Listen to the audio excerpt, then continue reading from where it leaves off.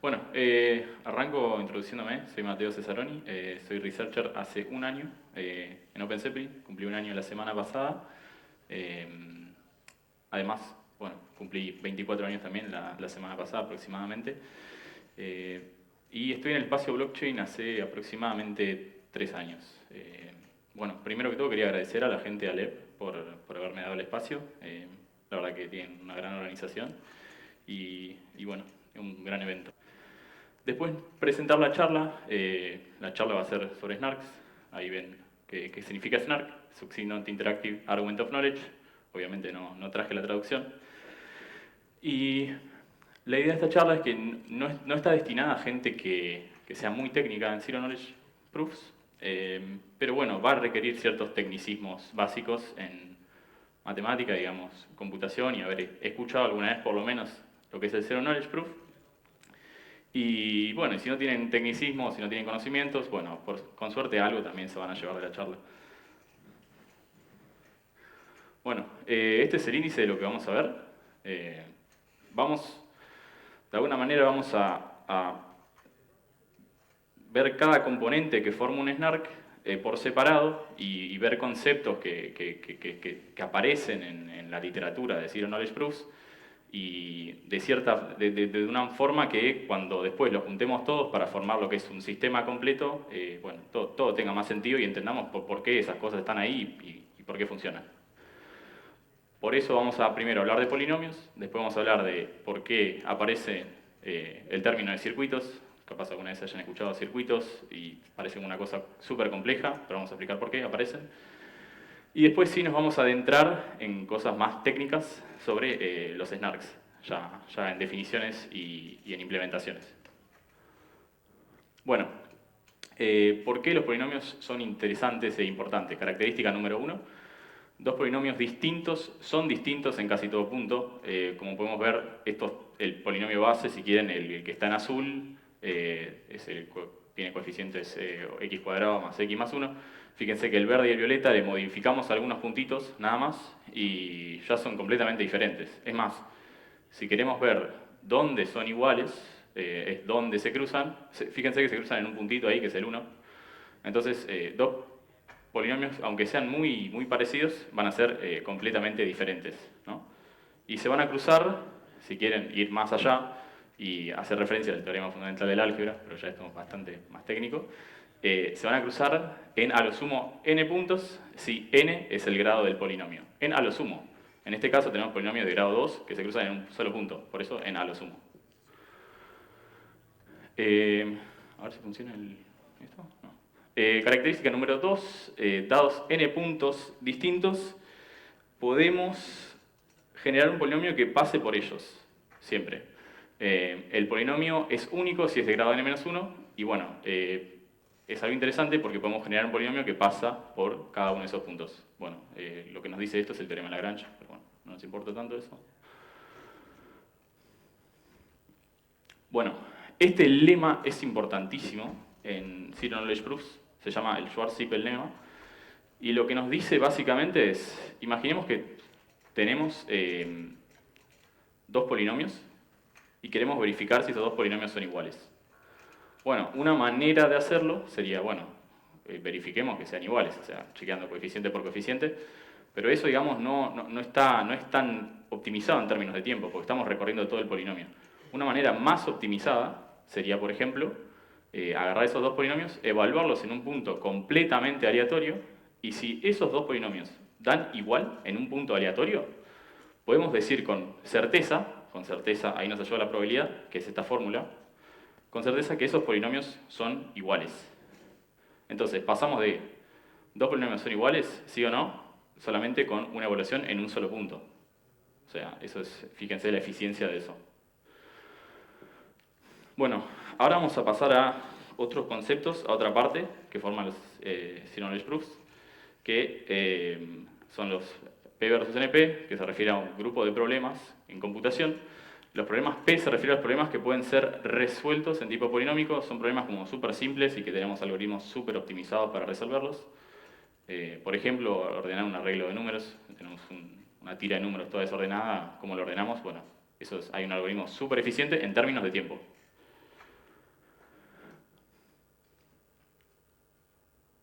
Ahí está. NP se refiere a los problemas que podemos verificar eficientemente. Fíjense que acá estos problemas no le estamos pidiendo nada sobre cómo los podemos resolver, el tiempo lo podemos resolver. Nada más decimos que los podemos verificar eficientemente. Quiere decir que alguien que resolvió ese problema nos puede dar un certificado y nosotros con ese certificado, en tiempo eficiente, podemos verificar que la solución es válida. Un ejemplo es la solución de un sudoku. Por ejemplo, a mí me pasan la solución de un sudoku, me escriben un sudoku y es bastante eficiente como puedo ver si la solución es correcta o no. Miro, bueno, no soy experto en sudoku, pero mirás que no haya números repetidos y que estén todos los números en los cuadraditos, nada más. No necesito resolver yo un sudoku de cero igual y verificar que nos haya dado lo mismo. Solamente verifico el que me dio él. Ahí está la eficiencia, ¿no? Que podemos verificarlos eficientemente. NP completo es un problema tal que todo problema NP se puede transformar a él. Son problemas interesantes. ¿Por qué son interesantes? Porque cualquier problema NP lo podemos transformar a un problema NP completo. ¿Qué quiere decir eso? Que si sabemos la solución a un problema NP completo, es decir, tenemos nuestro problema original NP, lo transformamos a nuestro NP completo, lo resolvemos, capaz tenemos una resolución más fácil, y eso pues, podríamos transformar la solución de vuelta para atrás. Ahora vamos a ver por qué nos interesan estos problemas, pero por ejemplo un problema NP completo es SAT, que es, dado una fórmula booleana, decidir si existe una asignación de variables tal que la fórmula nos da verdadero, ¿no? Bueno, ¿por qué hablamos de esto con CKProof? Lo que queremos demostrar en CKP es que, en Zero Knowledge Proof, posiblemente diga CKP para resumir, es que queremos demostrar que conocemos el witness, tal que un X, digamos, ese lo vamos a llamar witness, tal que f de X es igual a Y, pero no queremos revelar la información de X, ¿no? Nos van a interesar los problemas que están en NP, esos son los problemas que nos van a interesar, que decir que son problemas que son eficientes y fáciles de verificar. Con Zero Knowledge Proof no vamos a estar verificando problemas que sean muy complicados, con snarks. Y otra característica importante es que todo problema NP completo puede ser traducido a un circuito aritmético. Por lo tanto, todo problema puede ser traducido a un circuito aritmético. Bueno, ahí está donde aparecen los circuitos aritméticos. Quiere decir que todo problema que nosotros tengamos que caiga en un NP, podemos transformarlo a un circuito. Fíjense que nosotros, en Zero Knowledge Proof, lo que tenemos normalmente es una función.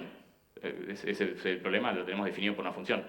Entonces, fijémonos que esa función lo podríamos traducir a un circuito. Después vamos a ver por qué usamos circuitos, ¿no? ¿Por qué hacemos esa transformación?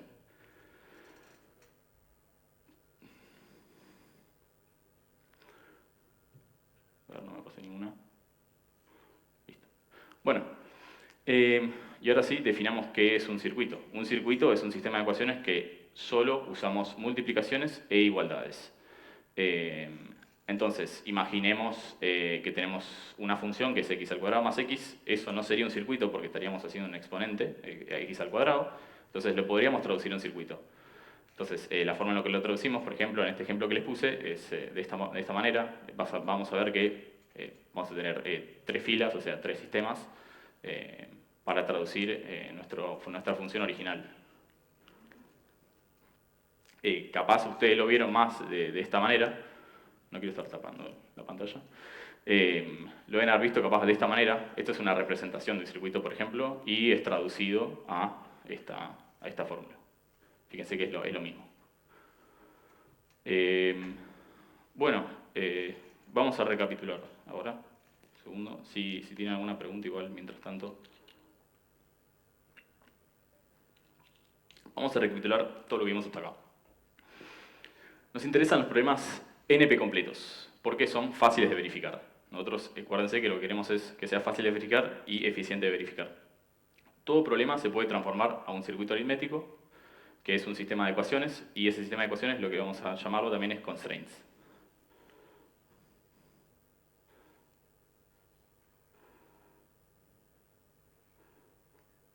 ¿Se pasa? Ahí está. Bueno, ahora ya pasamos al mundo del Zero Knowledge, que es una Zero Knowledge Proof. Bueno, en una Zero Knowledge Proof vamos a tener dos partes, el verifier y el prover. El prover lo que quiere decir es, bueno, tengo una, por ejemplo, como lo vimos antes, tengo un x tal que f de x es igual a y. Es un sistema, exactamente, en el que otra definición posible sería que es un sistema de prueba que prueba que algo fue computado correctamente, ocultando parte o toda la información. Ese algo puede ser visto como una función, y por ejemplo, un ejemplo de esa función es esto, tengo un x tal que ya 256 de x es igual a 0. Los inputs que no son revelados se llama witness, y public input se refiere a los inputs que le son revelados y son públicos. Ahora sí, estamos listos para definir qué es un CK-SNARK. Un CK-SNARK es un tipo de Zero Knowledge Proof. Cumple con todo lo que vimos antes de lo que es un Zero Knowledge Proof, pero le estamos pidiendo algunas cositas más. Esas cositas más que le vamos a pedir es succinct. ¿Qué es succinct? Que el tamaño de la prueba sea corta, o sea, que sea, en realidad, en términos técnicos, que sea sublineal en el tamaño del witness. Y que el tiempo de verificación sea eficiente. Entonces, ahí no crece, como dice acá, no crece linealmente con f ni con el witness. Por ejemplo, la prueba trivial de que f de x es igual a y es, bueno, yo te paso el x, computalo y listo. Pero eso no cumpliría con la propiedad de succinctness, porque estoy mandando la prueba. Yo quiero algo que sea más corto todavía que la prueba. Ahora vamos a ver cómo se consigue eso. Non-interactive quiere decir que la parte del prover va a mandarle una prueba a la parte del verifier, y el verifier va a decidir si acepta la prueba o no. Nada más. No hay interacción. No existe esa interacción en el clásico ejemplo que capaz se introdujeron a Zero Knowledge Proof con el clásico ejemplo de tengo dos bolas, las escondo, las cambio y bueno, estoy teniendo interacciones y le pruebo al verifier que las pelotas que estoy cambiando son de distinto color, por ejemplo. Esa es una prueba bastante clásica en la literatura CK. Bueno, acá no existe eso porque no tiene que haber interacción, hay una sola interacción. Argument of knowledge quiere decir que si el verifier acepta la prueba, entonces está convencido de que el prover conoce el witness. O sea, eso tiene sentido, como que no, digamos, de alguna manera es como que está diciendo como que el prover no puede falsificar pruebas. Y algo que podemos agregar acá, que no siempre lo vamos a encontrar, que por ahora definimos lo que es un SNARK sin la parte CK. Bueno, si le agregamos la sigla CK adelante, es que la prueba no revela nada acerca del witness. Eso no siempre nos va a interesar. Por ejemplo, digamos que estoy en el ejemplo de los rollups, que vi que en la charla anterior lo mencionaron. Yo le quiero probar a la layer 1 que todo el cómputo que ejecuté en la layer 2 fue ejecutado correctamente. No me interesa esconder cosas, digamos. A veces sí, a veces no, pero en este caso no me interesa esconder nada. Entonces podríamos usar un snark únicamente, sin el Zero Knowledge. Bueno, unos datos más sobre snarks. Existen varios tipos de snark. Algunos habrán escuchado, Groth 16 es un tipo, Plonk es otro tipo. Cada uno tiene tipos diferentes de aritmetización. Rank 1 Constraint System es para Groth 16, Plonkish es para Plonk. Y un typical flow sería, tengo mi función f, como vimos, y lo voy a transformar a constraints, que es mi circuito, ¿no? Las constraints son mi circuito. Paso al proceso de aritmetización, creo la prueba, verifico la prueba. Lo que escribe la gente que escribe circuitos, para que quede claro, son las constraints. Eso se refiere a la parte de aritmetización. Perdón, a eso se refiere como cuando compilamos el circuito, ¿no? Y lo que no van a hacer los lenguajes o librerías como Circom o la que mencionó Paladino, que es Noir, que hace Aztec, es generarnos toda esta parte de la aritmetización, crear pruebas, verificar pruebas, o sea, toda la parte pesada del cómputo nos la va a generar la librería. Un aspecto más que me olvidé mencionar es que en la definición de snarks no le estamos pidiendo nada sobre el tiempo de prueba, o sea, el tiempo que está dedicando el prover a generar la prueba. Nada más estamos pidiendo que el verifier la pueda verificar rápido. Entonces, dentro de la definición de un snark no hay nada que diga cuál es el tiempo de prueba que le toma generar la prueba al prover, pero normalmente queremos que sea bastante optimizada, más si estamos hablando de un rollup. Bueno, acá es una comparación de algunos sistemas. Fíjense que la prueba en Groth 16 son constantes las pruebas. O sea, no crecen dependiendo del problema que nosotros tengamos. La prueba siempre tiene que tener un tamaño constante. En realidad es sublineal, pero en este caso, bueno, estos sistemas son constantes. Ahí tenemos el verifier time. Y, por ejemplo, dos cosas que diferencian Groth 16 y Plonk es que en Groth 16 vamos a necesitar lo que se llama un setup por circuito, que a diferencia de Plonk tenés un universal setup. El setup, vamos a verlo después, pero es como, si quieren, una ceremonia que se hace cuando generas un circuito, eso va a generar parámetros. Entonces, lo que decimos es que en Plonk eso lo vas a hacer una vez para cualquier circuito. En Groth 16, dependiendo del problema que tengas, vas a tener que hacer esa ceremonia una y otra vez.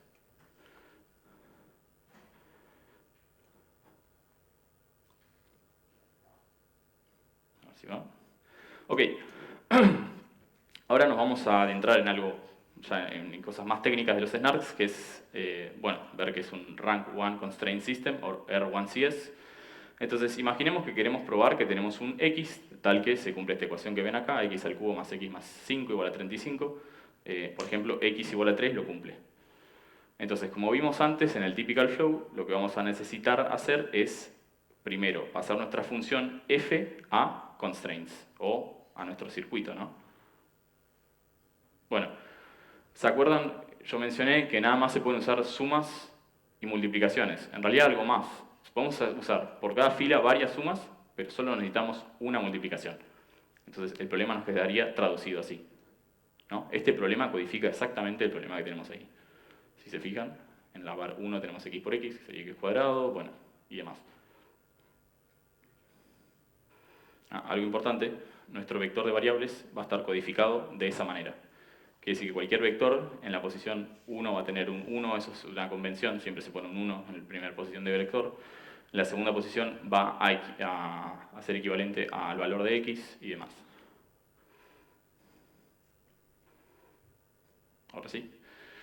Segundo paso, una vez que tenemos nuestras constraints o nuestro circuito, queremos convertir nuestras constraints a un R1CS. Bueno, ahora sí, definición de R1CS. Un R1CS es un grupo de tres vectores, A, B y C, donde la solución a un RCS es un vector S que satisface que S por A por S por B menos S por C igual a 0, o equivalentemente pasamos el S por C del otro lado. Fíjense que acá hay un asterisco y hay puntos. Cuando hay un punto, es un producto de vectores, es un producto punto, y el asterisco es nada más un por. Acuérdense, el producto de vectores te da un número, entonces después podemos efectuar multiplicaciones comunes. Algo interesante de esta forma es que, por ejemplo, nosotros vimos que nuestras constraints arriba tenían una forma parecida, ¿no? Teníamos un algo por algo igual a algo. Digamos, se parecería más a la que está de este lado, ¿no? Algo por algo igual a algo. Entonces, ahora nos queda asignar los valores de A, B y C. Vamos a ver un ejemplo, tampoco quiero entrar en tanto tecnicismo acá, porque nos vamos a aburrir, pero, por ejemplo, un ejemplo sería, una asignación válida de estos vectores sería esto. Fijémonos, por ejemplo, en el C, si hacemos C por este vectorcito que está acá arriba, a ver si funciona esto, no, bueno, no importa. Fíjense, 0 por, o sea, tiene un 1 nada más donde dice var 1, que es lo que corresponde a esa var 1 de ahí. Y fíjense, después nos quedaría x por x, ¿no? Y ese A tiene un 1 en la posición donde está el x, y ese B tiene una posición 1 donde está el x. Entonces, eso codificaría, de alguna manera, nuestra primera constraint. Fíjense que hicimos nuestra primera constraint nada más, entonces necesitaríamos hacerlo con las 4 que tenemos, entonces vamos a terminar con 4 grupos de 4 vectores. Y al final, lo que se cumple, si tenemos un vector, si tenemos un witness válido, lo que va a pasar es que se va a cumplir esta ecuación que está acá abajo, ¿no? Que era esta ecuación, pero digamos más como de forma matricial, porque tenemos todos los grupos de vectores. Ojo, ahí no es multiplicación de matrices, sino es una multiplicación elemento a elemento. Bueno, acá es un ejemplo. En el ejemplo que nosotros teníamos antes, ese de quiero probar que un x tal que x al cubo más bla bla igual a 5, estos son nuestros grupos de vectores que codifican nuestro Rank 1 Constraint System. Y por ejemplo, para ver si tenemos un witness válido, lo que podríamos ver es que al multiplicar A por S por ese operador que vimos antes, por B por S tendría que ser igual a CS. Si estoy falsificando algo en mi witness, esta igualdad no se va a cumplir. Entonces, ahí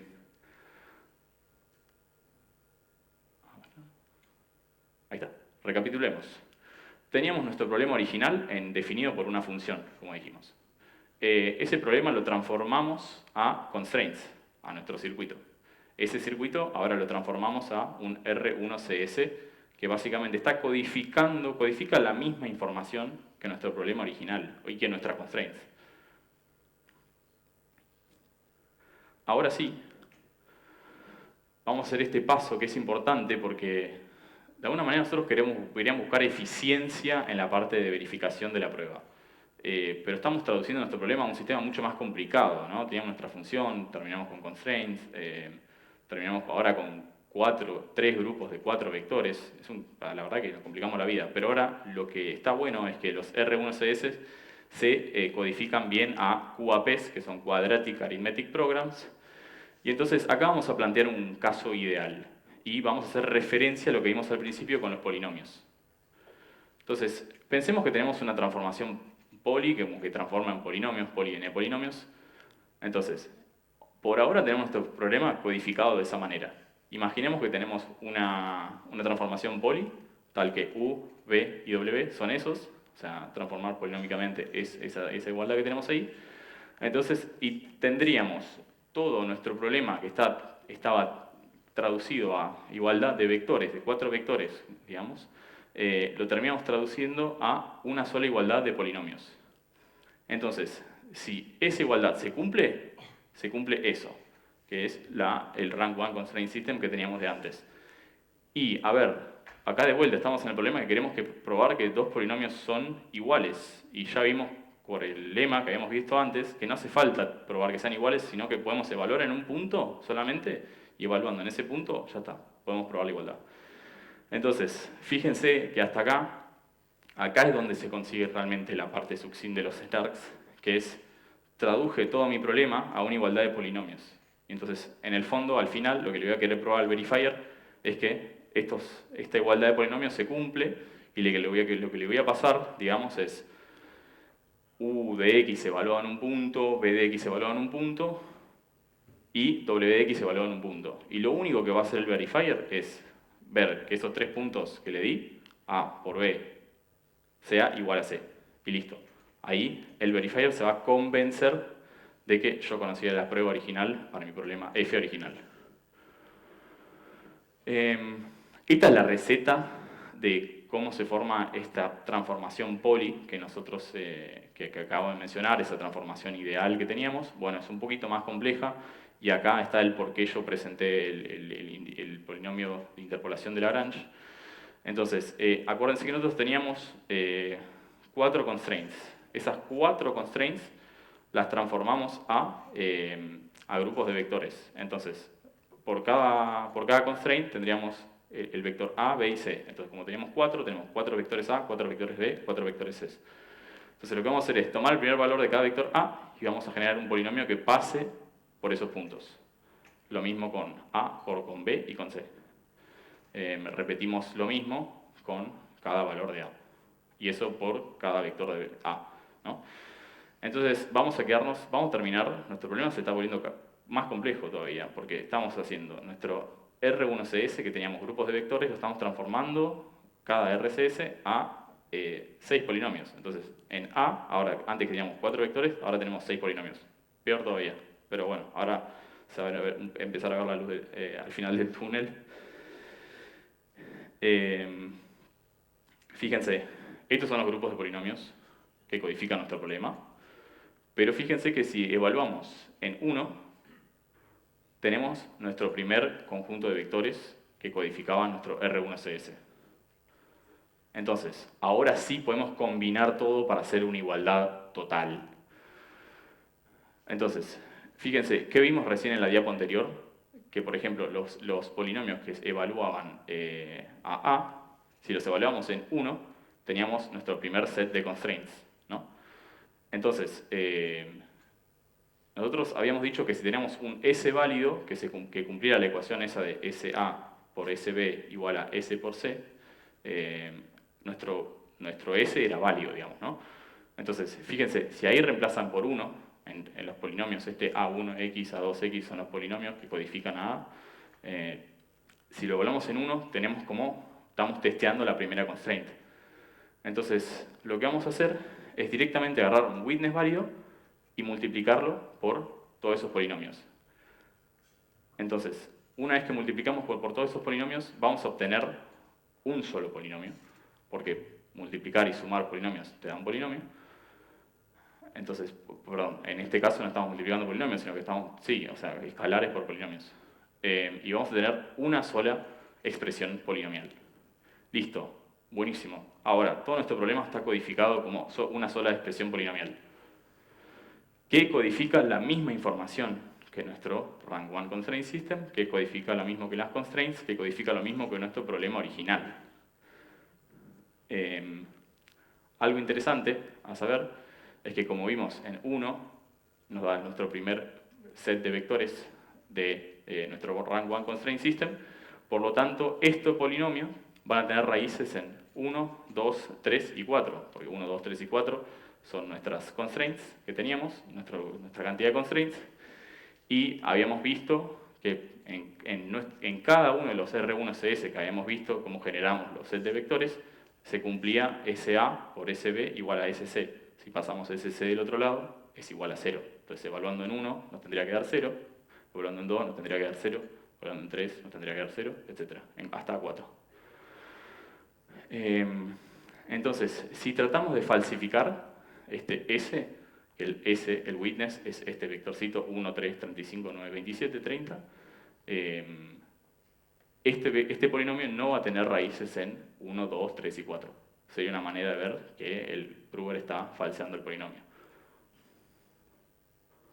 Ahora sí, aparecen unos polinomios más acá, que eso va a tener más sentido si vemos más en detalle cómo funciona Grove 16. Pero básicamente Z es para asegurarse que nuestro polinomio tenga raíces en 1, 2, 3 y 4. Entonces, si nuestro polinomio tiene raíces en 1, 2, 3 y 4, sí o sí es un múltiplo del polinomio más simple que tiene raíces en 1, 2, 3 y 4, que es el x menos 1, ese que ven acá abajo. Y h de x se define y es computado por el prover como esa fórmula que ven ahí. Básicamente es pasar como el h dividiendo, ¿no? El zx es público, o sea, este paso, como sabemos, como dije recién, el prover lo tiene que ejecutar, que es conseguir el polinomio h, y básicamente es para, como de alguna manera, asegurarse que el polinomio que tenía el prover tenga raíces en 1, 2, 3 y 4. Bueno, ya estamos casi sobre el final. Esto, fíjense, nos estamos acercando un poco al paper de Plonk, perdón, de Grove 16.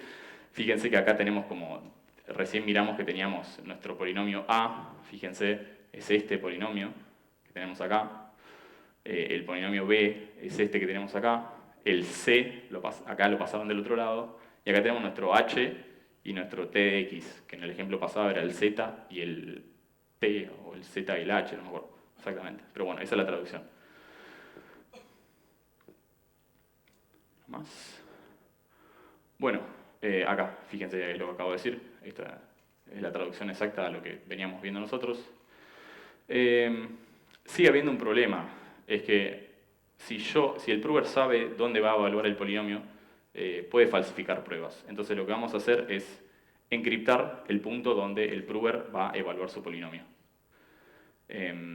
Entonces, para darle ese punto encriptado y para generar esos puntos encriptados donde el prover va a evaluar su polinomio, ahí vamos a tener que generar todo ese proceso que se llama el setup, que es lo que había hablado antes. Los puntos encriptados es lo que se genera en el setup. Y de esa manera ya, por ejemplo, el prover no puede generar polinomios que mágicamente chequeen esta igualdad, ¿no? Pero sí se podría estar inventando valores todavía. Ahora vamos a ver. Fíjense, acá el trusted setup es lo que calcula estos puntos encriptados. No hablé de curvas elípticas para no complicar todavía más la charla, pero básicamente esos puntos que ven así entre corchetes son puntos encriptados que forman curva elíptica. Y bueno, como necesitamos que el prover evalúe un polinomio, para evaluar un polinomio necesitas, por ejemplo, el x cuadrado, el x al cubo, y como el x que nos están dando está encriptado, también vamos a necesitar el x al cuadrado encriptado. O sea, no podemos agarrar ese número encriptado que nos dan y elevarlo al cuadrado. No funciona. Entonces, el trusted setup va a tener que calcular esos puntos también al cuadrado, al cubo y hasta el grado que nosotros necesitemos según nuestro polinomio. Bueno, eso para que entiendan un poco si están mirando un paper de Groves 16 y entiendan estos valores, qué significa, por qué calcula todos estos valores hasta un cierto grado. Bueno, son los puntos que va a generar el trusted setup para evaluar el polinomio, para que el prover evalúe el polinomio. Bueno, sí, vamos a conclusiones. Vimos la importancia de los polinomios, por qué aparecen, es algo interesante, porque uno siempre le dicen que los snarks como que se basan, lo que los hace succinct es que se basan en polinomios. Ahí vimos qué es lo que los hace succinct, que es que yo puedo evaluar la igualdad de dos polinomios en un solo punto. Vimos el origen de los circuitos aritméticos, por qué se usan circuitos. Lo vimos es porque era un problema NP completo y se traducen bien a R1CS y que esos R1CS se traducen bien a Quadratic Arithmetic Programs, que es la manera en la cual nosotros convertimos toda nuestra igualdad a solo una igualdad de polinomios. Y vimos cómo transformar un problema, bueno, ahí está, en una expresión polinómica. Lo que es crucial justamente para la eficiencia de las snarks. Entonces, en el fondo, lo que va a terminar pasando es que el prover va a evaluar sus polinomios en un punto. Ese punto lo que nos va a dar son tres valores, A, B y C. Son, vamos a volver un minuto.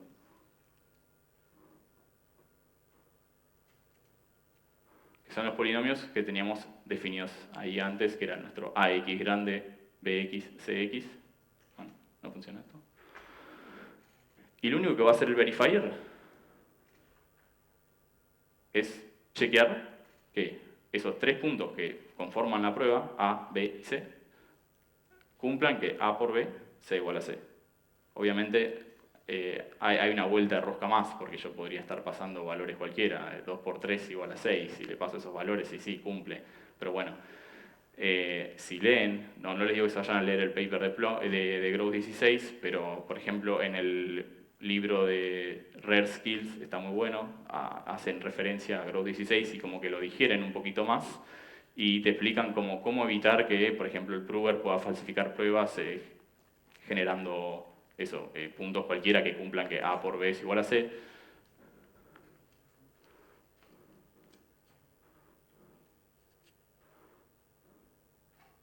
Y ahora sí, unas cosas que nos faltó hablar para terminar de entender todo este sistema súper complejo. Cuerpos finitos o finite fields, eso es algo que nos faltó hablar, por ejemplo. Curvas elípticas, no hablamos de curvas elípticas. Elliptic curve pairings, no hablamos tampoco. Los pairings es lo que nos permite verificar igualdades.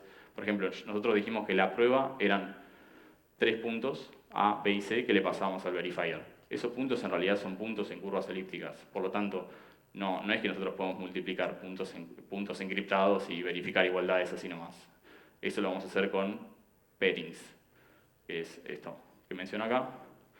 Y justamente lo que acabo de mencionar antes es cómo evitar que el verifier se invente valores. Porque lo que dijimos en el fondo es que nada más lo que estamos pasando son 3 valores que el verifier chequea su igualdad. O sea, que A por B es igual a C.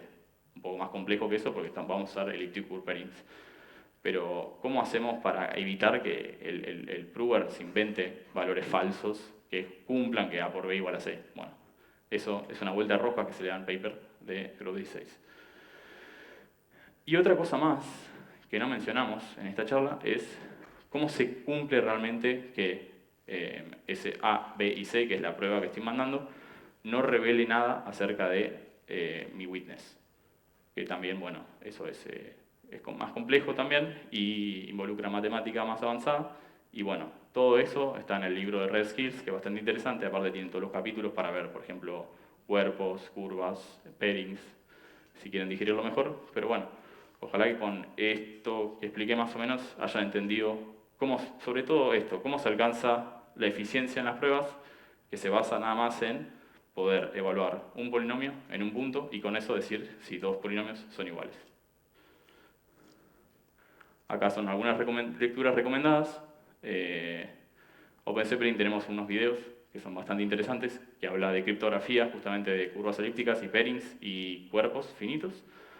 El Rare Skill Books de Zero Knowledge Proofs es muy interesante, tiene todo por capítulos bastante bien explicado. Los posts de Vitalik, y ya si se quieren ir a algo más complejo, bueno, meterse a leer el paper de Plonk, que bueno, eso ya con cuidado. Bueno, muchas gracias. Acá tienen algunas informaciones sobre mi Twitter, mi email.